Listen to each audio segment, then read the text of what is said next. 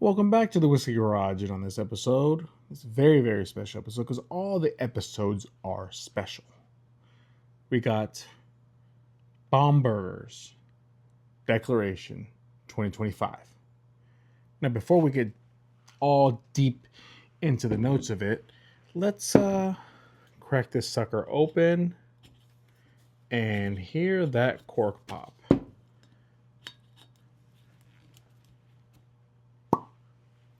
Pretty basic. So let me get you a little bit of details on this.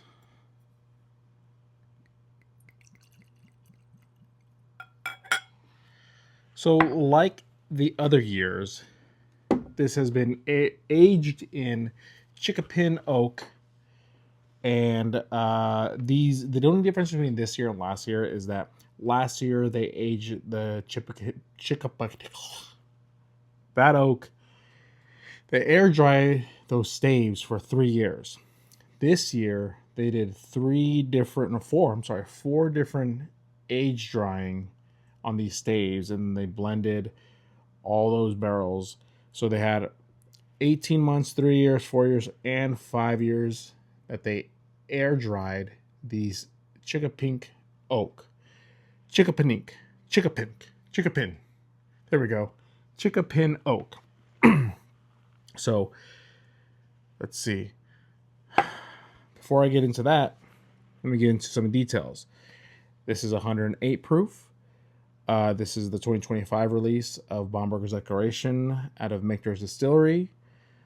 This did not get replaced by the PFG, the Precision Fine Grain Bombergers, which I'm still trying to get my hands on, but secondary is like $400 or $500, and you can go eat ass for that. This is batch 25F1977. Some people care about that. Bottle 1911 out of 2689. There's no age statement on this. It's SRPs for $130. I'm gonna let this air dry a little bit. Air out a little bit, and we'll be right back.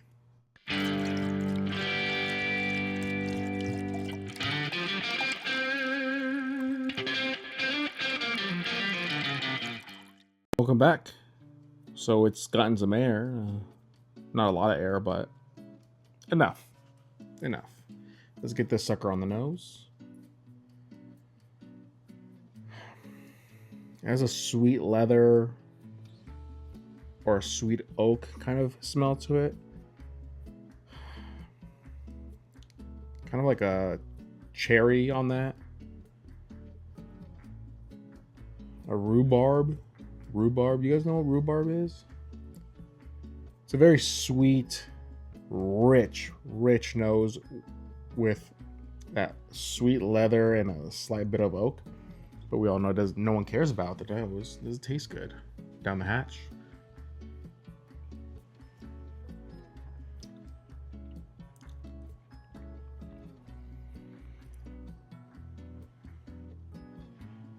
So the oak is up front.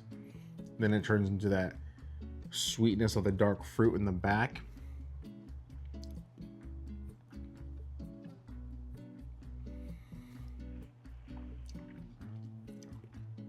That cherry comes in. Not like a super sweet cherry, but like a almost ripe, kind of like a cherry bitter kind of cherry. The oak is there. It's a medium to long finish. You can feel it changing in your mouth. It sounds kind of gay.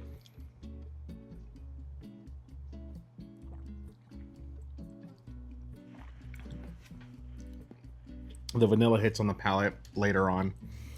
So at $130, is this thing worth it? I feel like it kind of is, because how much it changes. It's very complex. It's out there. Michter's always kind of, I want to give them one of these with their proof points, but they do know what they're doing, and their limited releases are very limited. So have you guys seen this?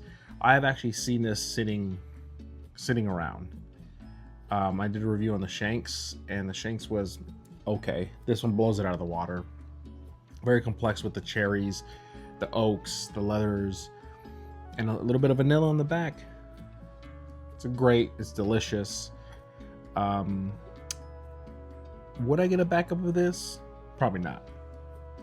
I don't even think I've opened my 2024, to be honest.